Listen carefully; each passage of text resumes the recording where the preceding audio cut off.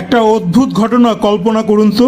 ধরা যাক এই মুহূর্তে হঠাৎ করে সূর্য নিভে গেল, কোনো আলো নেই, তাপও নেই, যেন মহাবিশ্বের পরিচিত বাতিটা এক ঝাটকায় বন্ধ হয়ে গেছে। তবে এখানে একটা বিস্ময়কর ব্যাপার আছে, এমন কিছু ঘটলে সঙ্গে সঙ্গে বোঝা যাবে না। আসলে প্রায় 8 মিনিট পর্যন্ত পৃথিবীতে সবকিছু স্বাভাবিকই মনে হবে, কারণ সূর্যের আলো আমাদের কাছে পৌঁছতে সময় লাগে প্রায় 8 মিনিট 20 সেকেন্ড। এই সময়টুকু পর মহাবিশ্বে বিপর্যয় শুরু হয়ে যাবে, কিন্তু পৃথিবী যেন কয়েক মিনিটের জন্য অন্ধকার সত্যটা থেকে পিছিয়ে আছে। এ সময়ে সবকিছু বদলে যাবে, উজ্জ্বল আকাশ এক নিমিষে ঢেকে যাবে অন্ধকারে, মাঝ দুপুরেও পৃথিবী রাতের মতো দেখাবে।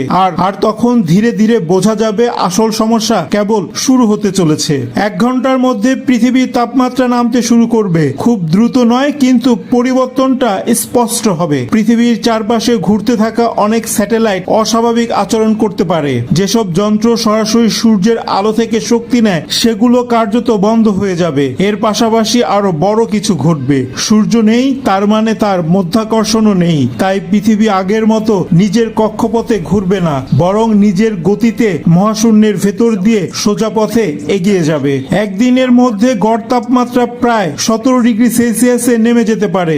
অন্তত অনেক গবেষণা এমনটাই ইঙ্গিত দেয়। মহাসাগরের উপরের স্তরে বরফ জমা শুরু হবে। সূর্যের আলো না থাকায় গাছপালার স্বাভাবিক প্রক্রিয়া ধীরে ধীরে বন্ধ হয়ে যাবে। এর ফলাফল বেশ বড়, খাদ্য শৃঙ্খলের ভিত্তিটা দুর্বল হয়ে যাবে। 1 সপ্তাহ পর পৃথিবী আরো ঠান্ডা হয়ে যাবে। গড় তাপমাত্রা সম্ভবত -40 ডিগ্রি সেলসিয়াসের কাছাকাছি পৌঁছে যেতে পারে। এই অবস্থায় অনেক প্রাণীর পক্ষে টিকে থাকা কঠিন হয়ে পড়বে। শহরগুলো অন্ধকারে ডুবে থাকবে। ধীরে ধীরে পৃথিবী দেখতে শুরু করবে এক জমাট নিঃশব্দ গ্রহের মতো। 1 বছর পেরোলে পরিস্থিতি আরো কঠিন হয়ে যাবে। গড় তাপমাত্রা নেমে যেতে পারে প্রায় -73 ডিগ্রি সেলসিয়াসে। মহাসাগরের উপরিভাগ শক্ত বরফে ঢেকে যেতে পারে, যদিও ভেতরের কোথাও কোথাও তরল পানি টিকে থাকার সম্ভাবনা রয়েছে।